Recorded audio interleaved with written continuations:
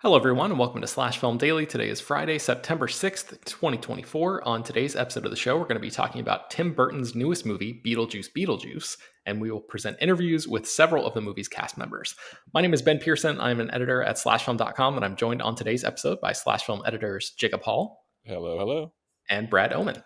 Hey, that's me.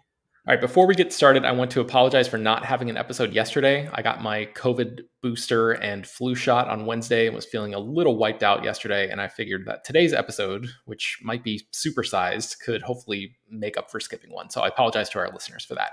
All right, let's get into talking about this. And actually, before we talk about the sequel, I want to ask you guys about your relationship to the original Beetlejuice. I just rewatched that movie for the first time in maybe 20 years. On Thursday morning before I went to see the sequel. I was kind of blown away by it. But Brad, I want to start with you. Was that a movie that was in your rotation growing up? What's your relationship to that first film? Yeah, I've been watching Beetlejuice since I was a kid, and I love it and cherish it. It's been a favorite for a long time. I've seen it countless times. I love Michael Keaton in it. You know, it's kind of amazing that like he's become like the character is so well known when he has less than 20 minutes of screen time in that original movie, and it's just like a definitive Tim Burton movie. Like it has so much of his unique style and the stuff that he would like eventually come to wear out in a certain way. But it's just pure Tim Burton through and through. It's weird, it's original, it's very funny, and it's just it's just a fantastic movie, and especially when it comes to like the practical effects and like the production design and everything. It's just such an incredible thing to look at too. Absolutely. Jacob, what about you? Yeah, it's my favorite Tim Burton movie, and it comes very early in his career, so it's kind of I don't want to say he never topped himself because I think I like Ed Wood maybe very very close to as much. If you want to do some direct comparison, maybe Edward Scissorhands is like maybe the most pure undistilled Burton movie, but Beetlejuice just feels like really special. It feels like something that came out of nowhere. There's nothing like Beetlejuice before and after. It's just a genuine mad genius got a chance to cut loose, and there's no traditional structure to it. The jokes are out of left field. The style is wholly unique, and the things that people would get tired of with Tim Burton, you watch them and see they're all here. Like all things people will later make fun of and saying, "Oh, he wore this out," but for some reason, Beetlejuice still holds up, and it still feels really special. And I can be really mad at Tim Burton for the past 20-ish years, 15, 20 years of movies I haven't liked. But man, like Beetlejuice is a lifetime pass kind of movie. And every time I rewatch it, I kind of go like, yeah, I'll forgive Sweeney Todd all over again because this is too good. Okay, so let's get into Beetlejuice. Let's start with some general thoughts about this movie, and then we'll get into some more spoilery stuff in just a couple minutes. Jacob, I know you had quite the experience with this film. I think you mentioned on a previous episode of the podcast that you flew out to New York City to do some interviews that we'll present later on. But you saw this movie under, I guess, like more unique circumstances than you traditionally do. So, what did you make of this one? Yeah, so full disclosure, I was flown to New York City for the press day. WB asked me to do it, and I agreed because I really wanted to be involved in this one closely. And yeah, so I really like Beetlejuice. I think my reviews on slashfilm.com, I gave it a 7 out of 10. It's not great. It's not gonna supplant everybody's opinions of the first movie. But it is by far the most I've enjoyed a Tim Burton movie since Big Fish, which was, goodness, 2003. And I think a lot of it has to do with the fact that the widely publicized stuff is true. Tim Burton really does take a back to the basics approach here. There is CG, but the CG usually replicates, a stop motion look. But most of this movie are people covered in latex and weird puppets and odd practical effects. Just the tangible world of Beetlejuice goes a long way. The script maybe isn't as funny as the original. I think the Maitlands are missing in a big way. I like the Dietzes, but the Maitlands kind of give the Alec Baldwin and Gina Davis characters in the original, the Maitlands, they give the original such a big heart, and I think that heart is missing a smidge here. And them as POV characters not being here, I do think hurts Beetlejuice. But it comes back to that style, man. I am really happy to see this world brought back to life. I'm happy to see that it's not like a CGI mess. Like it feels. Movie feels small in its scope, and that extends to its production design. And but I mean that as a compliment. I like how this feels like something. it feels handmade again. And Tim Burton plus handmade is why he was special in the first place. So Mhm. well, I'm sure we'll get into some more misgivings about this film, but man, I just can't get over how alive the filmmaking is and the look compared to how tired things like Dumbo and Alice in Wonderland were. Like, this is Tim Burton's element. Take away the computers, and he shines. Yeah, I 100% agree with the look in the movie and that sort of return to the glory of what made him such an interesting director to begin with. And that off the wall vision that he had definitely seems to be back on full display here. I have my own issues with the story that sound like they mirror a lot of yours, Jacob. But Brad, what did you think about this movie? Yeah, I agree with much of what Jacob said, except I'm not quite as over the not that Jacob sounds over the moon, but like I just don't like this movie as much as he does. I think it's perfectly fine. I think it's mostly amusing, not nearly as funny as the original. I feel like I only laughed out loud maybe a handful of times. If anything, it's only just like middle of the ground entertaining. I appreciate the visuals. I love the throwback to digging back into practical effects and like keeping that production design. Michael Keaton is still great and he's not overutilized. They limited his screen time, um, and it's I think that the biggest problem, like Jacob said, is just that without the Maitlands being at the center of the movie, you're missing some of the quaint flavor that made the dynamic between them and the Dietzes and Beetlejuice work a lot better. And when you're the other half of the non Beetlejuice story focuses on the Dietzes, who are all basically weird, it's almost like too much weird in a movie where like you need something that feels a little more normal. And even though Jenna Ortega's Astrid kind of feels like she's that grounded normal center, that she's not quite as weird as everyone else in the Dietz family, it just doesn't land as firmly. So I walked away feeling like, taking 36 years to get the sequel, I wish it was something better, but I also don't think that it's terrible. That's a good way to put it. I kind of part of me was like 36 years and this is the best that they could do, but I do think that this version of the movie is preferable to sort of the CGI slop that Tim Burton has been churning out lately, like that Jacob mentioned. So like it could have been worse, but I don't know if that really speaks super highly of this movie as it currently exists. So I think, and we can dig into this more once we dig into spoilers.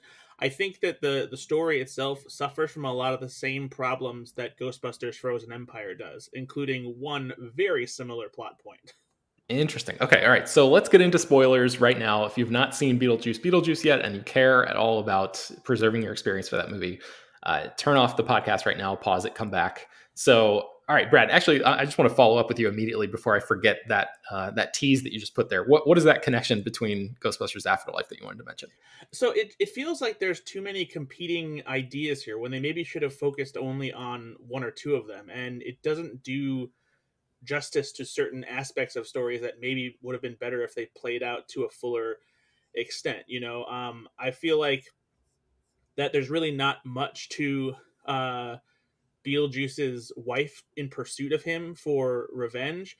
As much as I appreciate the twist where Astrid's love interest, Jeremy, turns out to be a ghost, it doesn't necessarily turn to anything that like feels like it actually has any significant stakes. Like obviously in the story, like the stakes are big, but like you don't ever really get the feeling of how significant it is because it happens so quick and it's resolved so easily.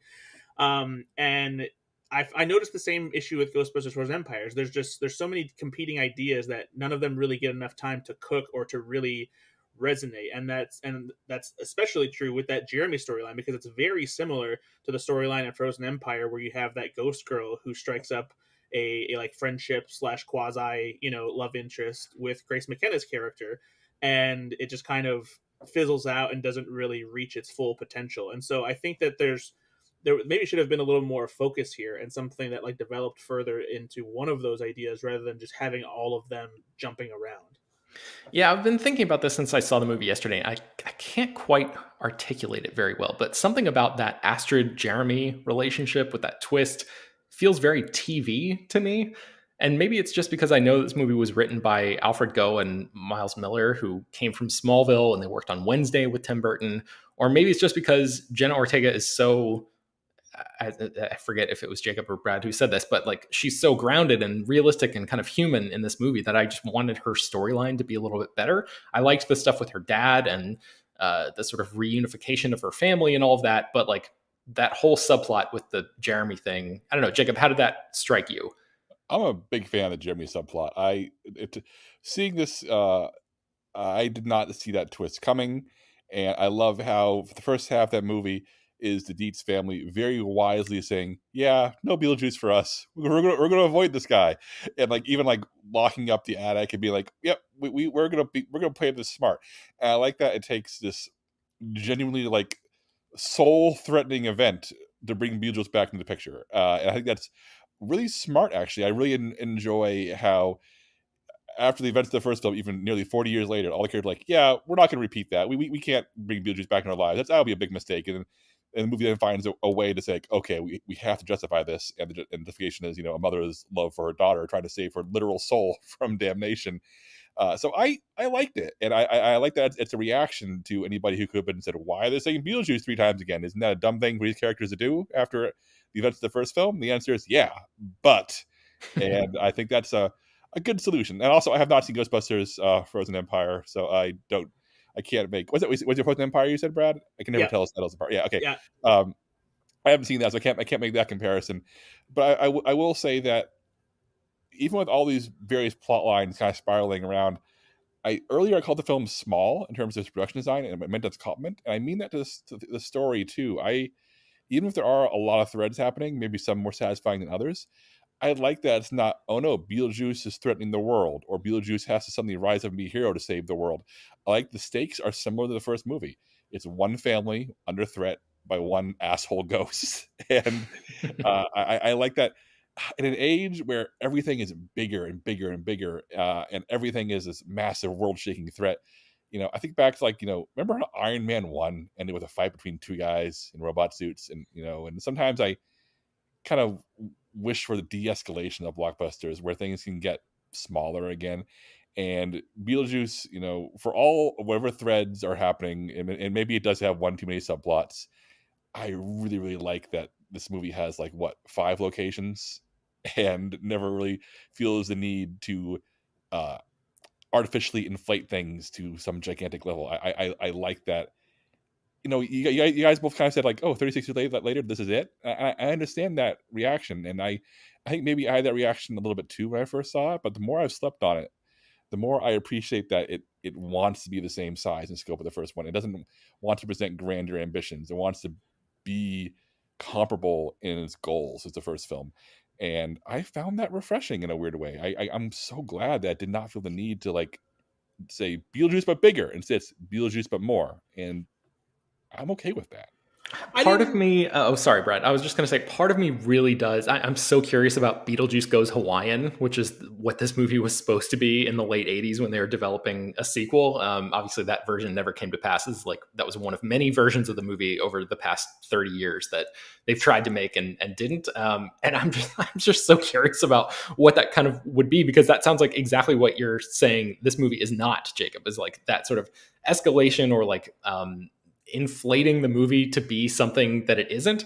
I think ultimately at the end of the day, I appreciate that this movie does not try to go super big and take like a gigantic swing. But at the same time, I would be lying if I said that I'm not just like a little curious to know what that could have looked like. But Brad, go ahead. No, I was gonna say when I say that this is all we get after 36 years, I didn't want a bigger Beetlejuice movie. I didn't want something that tried to step up and make something that was much different from the original. I appreciate that it's still small and keeps things local to the family and doesn't have this larger story. But for me, when the comedy doesn't hit as hard as the original movie, and the story just lacks a certain kind of magic, it just kind of taints everything about it that I do enjoy. Where because I just walked away feeling very whelmed. Like, oh, okay, well, we got a Beetlejuice sequel, and this is it. I wasn't expecting to be blown away or anything like that.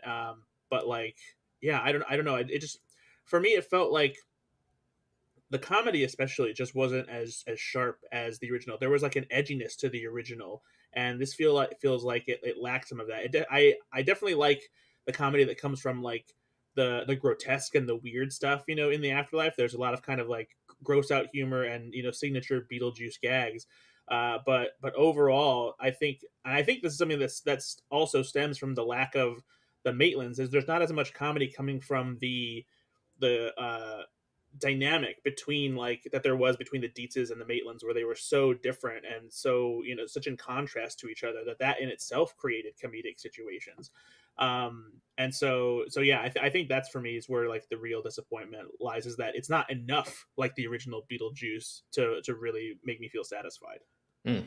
Can we agree though that Michael Keaton is it's kind of creepy how seamless he is here? Oh How yeah. it's the same character. It does not feel like, he's nearly 40 years older, but I don't feel like a beat was missed here. It is uncanny how much he slips back in that role.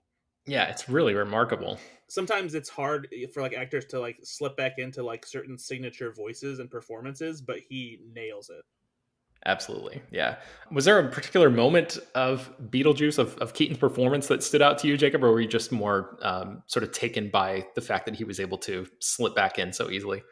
Okay, I'm gonna tell myself a little bit here. About a year ago, somebody sent me a script for Beetlejuice, and I read it, and I was actually pretty underwhelmed by the script. And it's pretty much a script they shot with a handful of small changes, and I was kind of dreading it based on that script. And the scene in the therapy office, in the psychiatry office, where Beetlejuice plays a couples therapist to Winona Ryder and Justin Theroux, that read so leaden on the page, but Keaton performing it and like riffing around the lines and like finding comedic beats when he's not speaking even made me realize, oh, holy shit, Keaton is the reason this works for me. Because I don't think the script on its own like really won me over. I was kind of like, I'm not sure about this. And it's really a testament to like Burton as a director and Keaton as an actor, that they took that script and gave it this real, wild life. That's a scene where I want to point out as being like one where I kind of had to like close the PDF on the script and go, but then when I get to the movie, I'm like, oh, this is actually funny and gross, and I'm enjoying this a great deal. So yeah, Beetlejuice has like what, 5 scenes? He has like 17 minutes of screen time, and I think that all of them are good. Like whenever he shows up, the movie immediately enters another level, and I think very wisely they choose to keep him to a minimum, because a little bit of that character goes a long way, and he never wears out his welcome. So yeah, I'll go with that scene, but I also do think that every Michael Keaton scene in this movie is good. Yeah, it's thankfully they don't fall into the get him to the Greek syndrome of bumping up Russell Brand's character from forgetting Sarah Marshall into the main character, and in the process kind of making him more uninteresting and like removing that character's power. So Brad, were there any Beetlejuice moments that stood out to you in this one? I agree with Jacob. Yeah, that therapy scene is great, and that's where there's some really good signature Beetlejuice gags. Um, I mean, the honestly, I one thing that I was pretty impressed by and I thought worked really well is the climax with the wedding, because it offers just enough of like a difference from like what happened in the original, with because it's a similar scenario. Obviously, Beetlejuice still wants to marry Lydia so he can get out of the afterlife. But the spin they put on it by basically combining, the lip sync sequence with the wedding and doing something that was also just very like strange and visually unsettling with the selfie sequence with everyone being sucked into their phones. I feel like that had a nice combination of elements that felt very Burton-esque, and took a cue from the original Beetlejuice, that it made that sequence come together pretty well. That was the one moment where I kind of rolled my eyes a little bit. The basically them repeating the Deo kind of oh, these people are being forced to sing a song and they're possessed and all of that. I was like, that's maybe like I wish the movie had distanced itself from that and not turned it into something that seemingly has to happen in every single Beetlejuice movie. I kind of was appreciating that the movie didn't really have too many overt wink, wink, nudge, nudge, hey, remember this Easter egg kind of thing. Like sometimes whole movies can feel that way, like Deadpool Wolverine or something. But this movie I thought did a pretty decent job of not falling into that like overly nostalgia trap. But that was one example where I was like, I really wish story wise they could have come up with something that didn't call back to that moment in the first movie in a really Aren't you specific way. glad it's not Deo again though? Like they went for a completely different song, completely different tone. So I have to. I'm not saying I'm not saying you're incorrect, but I'm saying I disagree because I think that Deo would have been cheap, but instead they go for MacArthur Park, which is a song that could not. It's like the whitest like 70s ballad of all time, and it's. I found it funny because it was so incredibly different. And when you hear my interview with Catherine O'Hara, a very brief interview with Catherine O'Hara later on this show, she has a very funny moment where she remembers being told with the scene and being going and saying, "We're going to do the whole song," and yes, they do the whole song. Yeah, I think that's why I like it more too. Is like it's a big swing because they do the whole song, and also the vibe is totally different from the Deo scene. It just feels like it's a little more grand and romantic yet goofy at the same time. And so like that's why I enjoyed it more than just like a rehash of like another Harry Belafonte song or something like that. Yeah. I've seen some people say that this sequel isn't really about anything. And I kind of mostly agree with that assessment, but I think there might be one small exception, which is rewatching the first movie so recently for the first time in a long time, and then seeing the sequel. The primary thing that jumped out at me that sort of cuts through both of these movies is that they are both about parenting. And I definitely did not pick up on that as a kid, especially with that, obviously with that first movie. In the first film, there's this implication that the Maitlands have not been able to have children of their own. And then later in the movie, this really nice relationship develops between Barbara Maitland and Lydia, where they seem almost more mother and daughter than Lydia does with Delia, her actual stepmom. And then in the sequel, that through line continues by exploring the Lydia Delia relationship a little bit more. And then it obviously plays out in the most overt way with that strained dynamic between Lydia and Astrid. And I was just wondering what you all thought about that strain of the movie. I'm not sure I would go so far and say that like it's not about anything. I think if you had to pinpoint something is there's definitely a focus on how grief can drive us into toxic relationships. It's not necessarily so prominent that it feels like it's a thematic element of the movie. It's there as part of the story. But since you have both Astrid and Lydia dealing with two people who are manipulating them and pretending to be attracted and in love with them for their own gain, I think that that's something that is pretty key there, even if it's not necessarily something that resonates on a significant emotional level in the way that the original theme of the first Beetlejuice does. Yeah, I agree with that. What did you think, Jacob?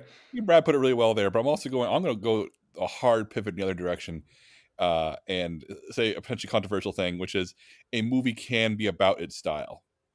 A Michael Mann movie is about its style, honestly. Like, what's a Michael Mann movie usually about? It's about its style. I feel very strong that Michael Mann's themes are a weak sauce. Style is substance in some cases. And I think that Beetlejuice 1 and Beetlejuice are films about their style, where the experience of being in that world and seeing those visuals is what it's about. And I don't need to tack on deeper meaning to an artistic vision that puts that at the forefront. I'm not going to say that should be for every movie. Not everyone can get away with that. Like Michael Mann and Tim Burton, I think, can get away with that at their best. And I know that they couldn't be more different, which is why I find it's a very amusing comparison. But yeah, a double feature of Miami Vice and Beetlejuice coming up. I think that makes sense to me in a weird way. Well, I you know don't. what? Actually, Beetlejuice was also in a toxic relationship from somebody who wanted something else from him as well. So there you go, even stronger. Yeah, that's true. Jacob, I don't know if I can like fully sign off on that Michael Mann take. I feel like there's his movies are about a lot of different things, but I take your larger point and maybe just with a different example in there. But okay, so anything else that you guys wanted to touch on with Beetlejuice before we take a break and then get into Jacob's interviews here? Oh, Danny Elfman, great score again. That's, I mean, goes without saying. I feel like Danny Elfman delivers, even in the worst movies. So it should be pointed out that Danny Elfman did do another great score for Beetlejuice. Oh, that score when it kicks in over the opening credits. I mean, look, I'm a haunted house guy. I talked about this on the show before. I love haunted house attractions, and I hear that music, and I think about a line outside a haunted house and the smell of fog machines and latex and like cool autumn air. It's like the great fun horror score, and man, it's back. What a great score! Excellent. All right, well, let's take a break and then we'll be right back. Okay, Jacob, you spoke to a bunch of people for this movie. How about we start things off with your chat with Winona Ryder? Anything that you wanted to mention in terms of setup before we just get right into that? I just want to say that for these interviews, I had 3 to 4 minutes for each person. It was very much a video based setup. Some of the videos were published on our YouTube channel. So if you want to go check those out, you can. But yeah, some of these interviews are better than others. I'll leave it at that, and let you pick which ones you enjoy. Okay, here's Jacob's chat with Winona Ryder. So I think one of the benefits to a sequel this long later is you can actually lean into the passage of time. So yeah. So, but would young Lydia, seeing older Lydia in like a vacuum, like be disappointed in what she sees? Oh my God, that's a really interesting question. I think certainly I never pictured Lydia either having children or in any type of relationship. I just always thought she was just probably like in her own world as she got older, just sort of like in the attic and, you know, happy, but, you know, alone. Yeah.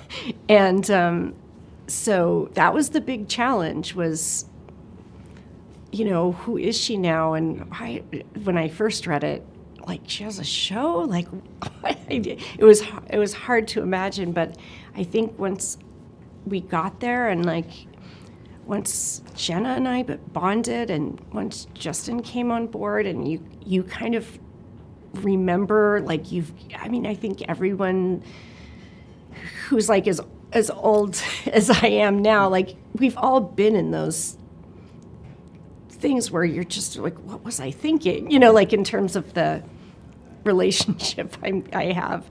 But I think, I don't know what young Lydia, I don't think she would ever have expected to be in front of a camera. You know? Yeah, exactly. That was a challenge, I think. And speaking of the passage of time, like, I'm so curious because you worked with Tim Burton at the very start of his career, and now you're working with him after, like, before Tim Burton was a brand, and now everybody, you say Tim Burton, you have these images in your head. It's like, yeah. So has he changed as a director, especially for actors? Actually, no, not at all. And that's what I find so amazing was when we did the first one, you know, I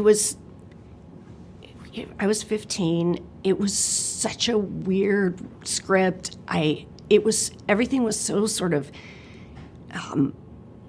strange, and we never felt like the studio was giving notes. Or I don't even remember meeting anyone from the studio. We were just sort of, it was kind of under the radar feeling, and very sort of intimate and playful, and I think it's like it blows my mind how he was able to completely recreate that. And even with all of this sort of buzz or anticipation and how much people love the original, like, you would think that you would be getting a lot of you would be feeling the pressure.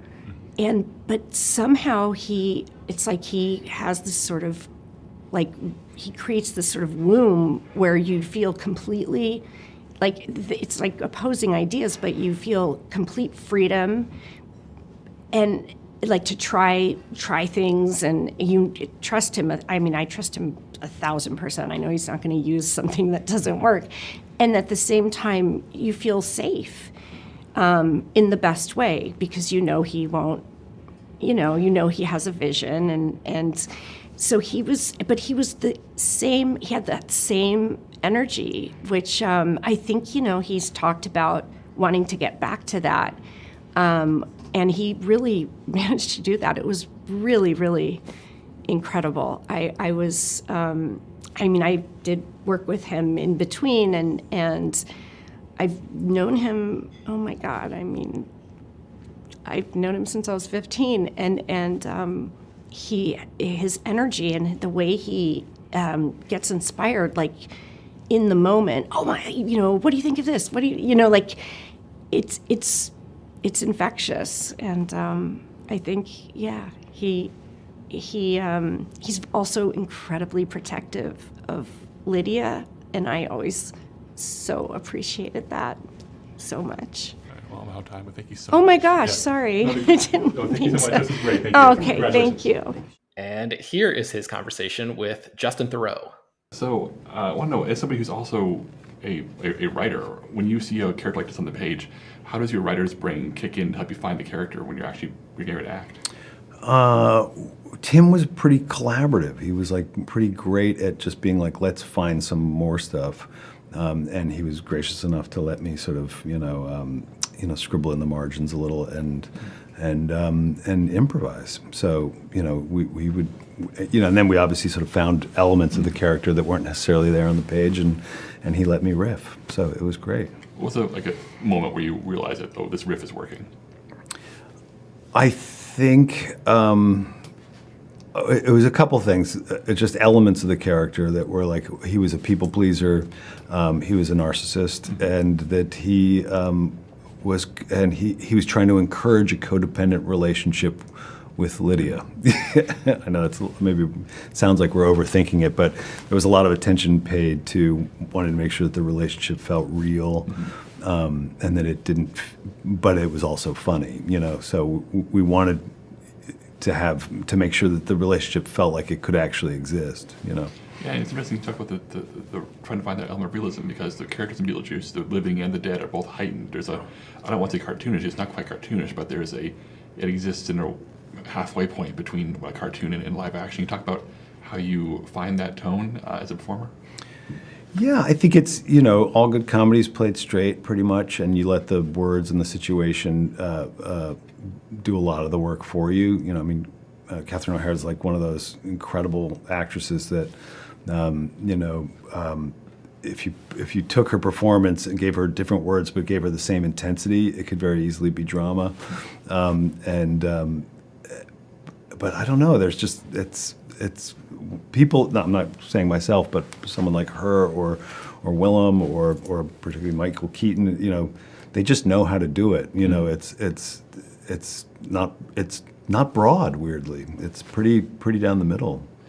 Was there a moment like on a set like this where there's so many fully built sets and practical creatures and monsters compared to like a lot of films I've seen recently? Was there something that caught you off guard where you said, "Whoa, this is like something I haven't seen before as an actor"? I had never worked, I don't think, with puppets, or animatronics, and that was really fun. Like, to be able to work with, like, for example, that Beetlejuice baby was like an incredible piece of not just art, but also machinery and engineering. That caught me off guard, just how fascinated I was by that. And then just all this sort of blood and guts, rubber, latex, and goo stuff was just fun, because when, for example, when he rips open his sweater and that blows all over me and Lydia, it really, it requires very little acting to react to that, because it's such a fun gag, What is Michael Keaton, in terms of like your relationship on the set, like how much of it is you bouncing around, how much are you sticking to script? What is the dynamic between you two when you're scenes? Great, I have such a reverence for that character, like so many people do, but I did not want, it's a weird combination. He's sort of like a firework that goes off when Tim says action. You don't want to get too close to it, because you don't want to block anyone's view from what he's doing, but you also have to participate with it. So he was just hilarious, He's a very thoughtful actor, He's not a, he really works things out ahead of time and sort of blocks it out in his head. So you don't want to, the last thing you want to do is sort of like impede the layup. You want him to be able to do it. Here's his chat with Monica Bellucci. So in the movie, it's a very physical performance. It's driven entirely by how you're moving, how you're inhabiting the frame, as opposed to there's not a lot of dialogue. So how do you prepare for a role where you're not going to be saying much and you have to sell your character physically like that? But acting, I think, is a lot about body talking as well, because the body is the instrument for an actor. And in this case, the film is very much about body language, and I felt a bit like a mime. I tried to act like a broken doll, and it was so interesting because it was another way to exist in the film. And I was very helped because I had 3 hours of makeup every day and to get into these amazing sets and to wear those beautiful costumes of Colleen Atwood.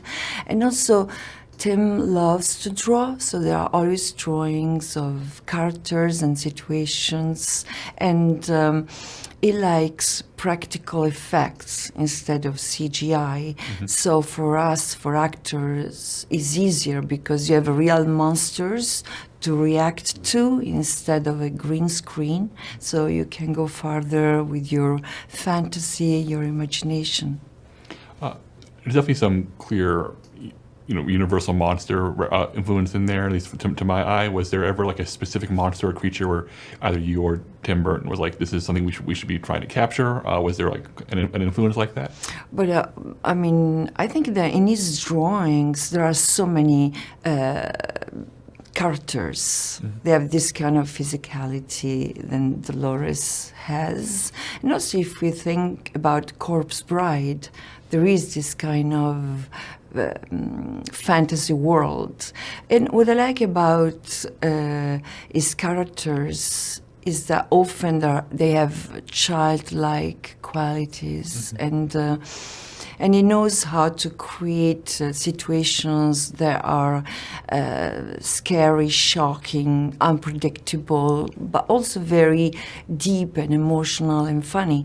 Because Beetlejuice, even though it's a comedy, it's a dark comedy, but still a comedy, but there are deep meanings because it's about life, death, love.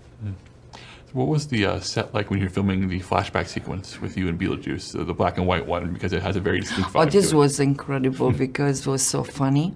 And also I had this intimate scene with Michael, and we didn't know each other. Of course, I knew the amazing actor, but he was so kind and so generous, and also was so interesting for me and beautiful to see the creative synergy between Tim and Michael through the years. And I have to say that when I saw the movie, even though I knew everything, but I was really impressed because it's incredible. I mean, when the visuals are unbelievable, and I have to say that maybe it's a bit more scary than the first Beetlejuice.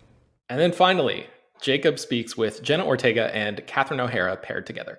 A lot of people always talk about Tim Burton as a stylized director and talk about his visuals, but I've always been curious about him as an actor's director. How does he direct his actors? How do you find your characters? What are those conversations like? They're super, silly and loose, and he kind of doesn't put too much pressure on you. He trusts the people that he works with, so he'll have all the conversations that you feel you need to have, but he does like to give space as well to let you kind of figure it out or throw out your own ideas. He's not like super strict on anything. It's just very malleable and very considerate. But I mean, also, you always want to go with, you find yourself, because he creates such a world, kind of going in the direction that maybe he sees fit anyway. Oh no, he knows what he wants. Yeah. But he makes you feel like he's totally open to your ideas. And he is. He actually uses them and laughs.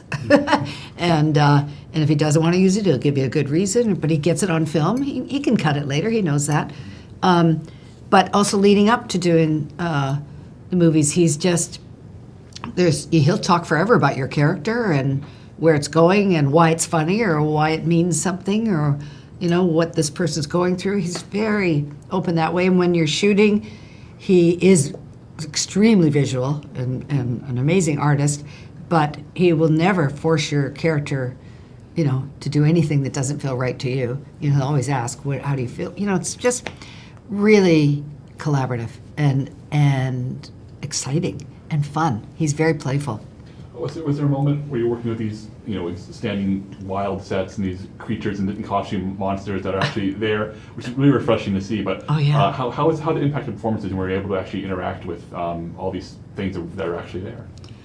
Well, because because everything was practical. Yeah. You were working with a man whose face was burned off, or Santa Claus had fallen down the chimney and been caught on fire. You were seeing all of it in real time, so it was amazing. It gives you everything you need. It's so much better than like a piece of green tape screen. on it's green screen, piece of tape on the floor, or a tennis ball. It's just it kind of inspires you. It's so refreshing to know what's going to happen. Oftentimes, sometimes you watch a movie back and you go, "Oh, that was it. That's it. Yeah, that's what I was looking at." Was there a moment or a sequence that that truly surprised you? Was it, oh man, how this happened? How am I going to roll with this?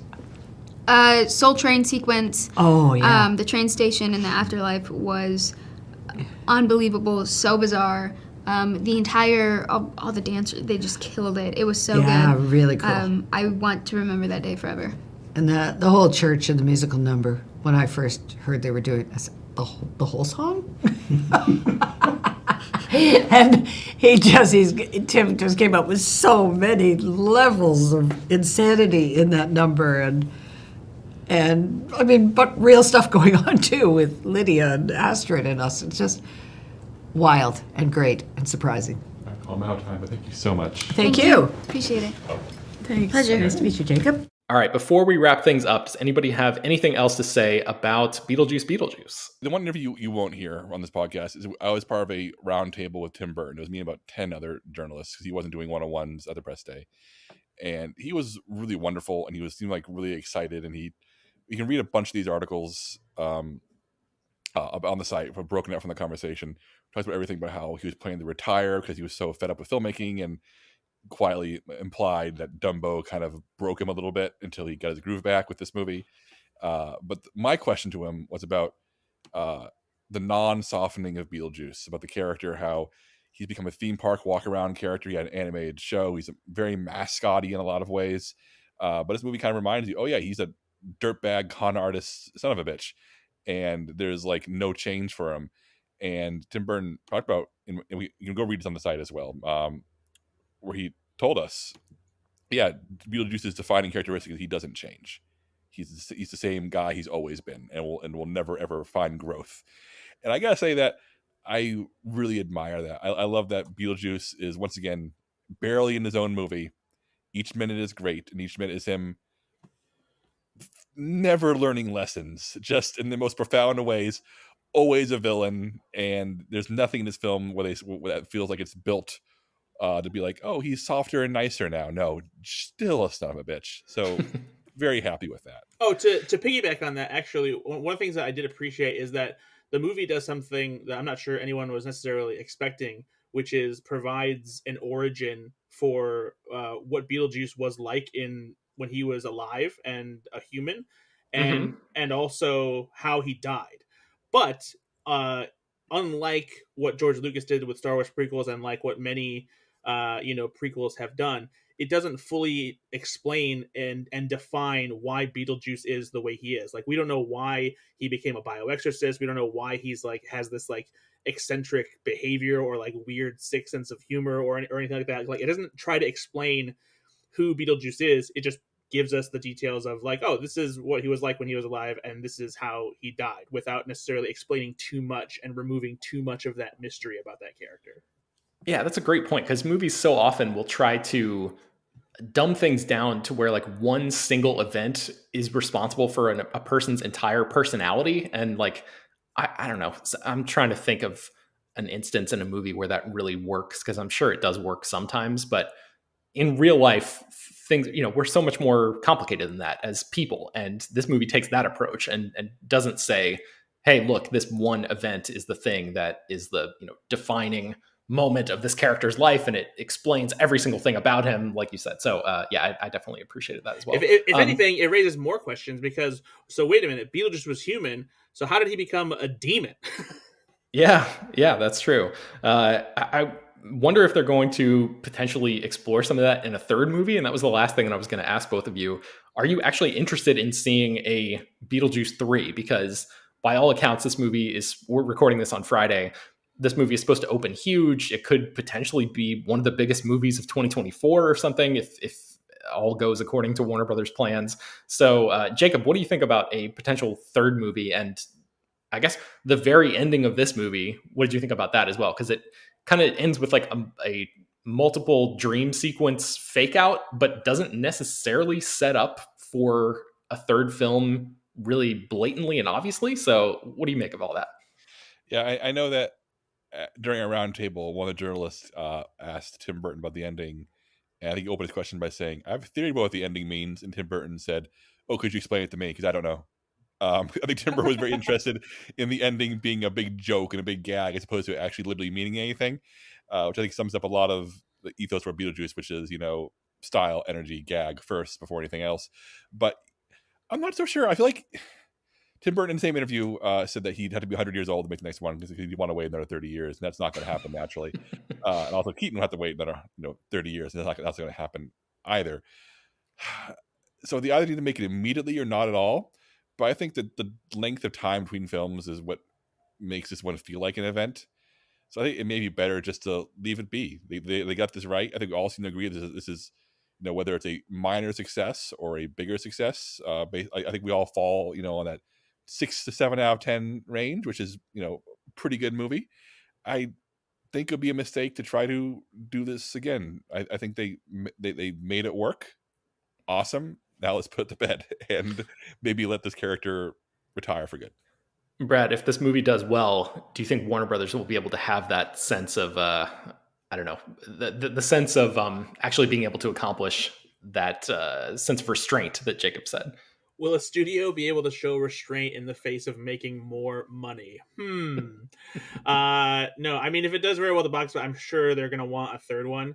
I do wonder if Michael Keaton would even consider doing one if Tim Burton wasn't directing, and if Tim Burton would ever consider it if the right amount of money was there or if the right story was lingering. I appreciate that the ending is left open-ended where Beetlejuice could easily come back without necessarily it being a proper cliffhanger. It's more of just a placeholder, oh well, he's technically still hanging around if we ever want to do anything with him, so just so you know. But I don't know if I would be excited. I would be curious, but yeah, I don't, because I feel again, if this is the movie that we get after 36 years, I'm just not sure what else can be done, or if there's any more juice left in it, as it were. So to speak. Yeah. Yes. All right. Well, yeah, I think that's a good place to wrap things up. So you can find more about this movie at slashfilm.com. I will link to a bunch of things in the show notes as well. Slash Film Daily is published every weekday, bringing the most exciting news from the world of movies and TV, as well as deeper dives into the great features you can find on the site. You can subscribe to the show on Apple, Overcast, Spotify, wherever you get your podcasts. Send your feedback, questions, comments, concerns, and mailbag topics to us at bpearson@slashfilm.com. Make sure to leave your name and general geographic location in case we mention your email on the air. Don't forget to take a minute to rate and review the show on Apple Podcasts or Spotify. That really helps us out a lot. Tell your friends about the show any way you can. Thanks so much for listening, and we will talk to you all.